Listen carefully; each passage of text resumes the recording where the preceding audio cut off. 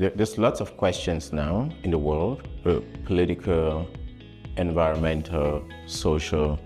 There's clearly a climate change problem right now, and we know about inequality in the world between countries, within countries.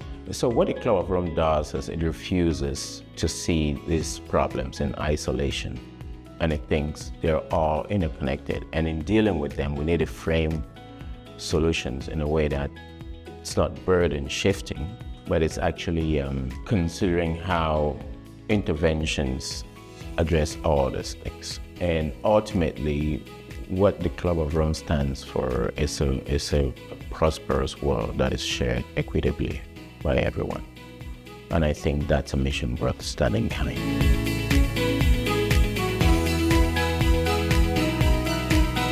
Policymakers think of cities as construction sites and technology hotbeds. But cities are essentially places of love and laughter where people come together to try to fulfill their dreams, to commune with each other. And we're draining that human element out of it because we're focused on the hardware and the technology around this.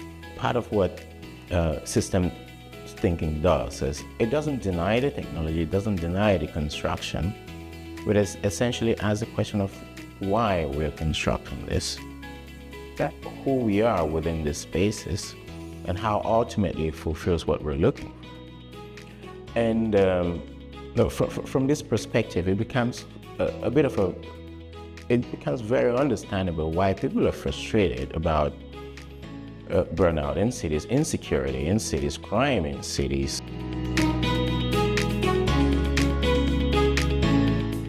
The roots of the Club of Rome are very deep in the question of consumption and our ability to sustain it as a civilization at the current rates.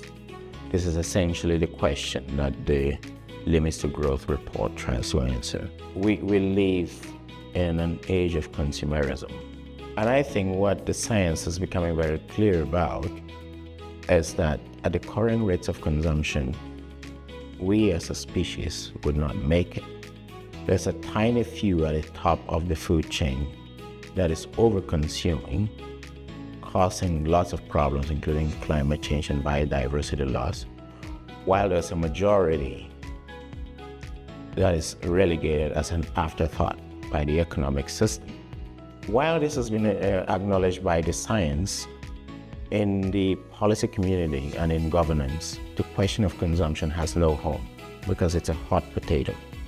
But what we would like to do in the Club of Rome is go back to the roots and ask the question, how do we organize ourselves in a way that will meet our needs in society, or everyday needs, in a way that we all live well with each other and equitably?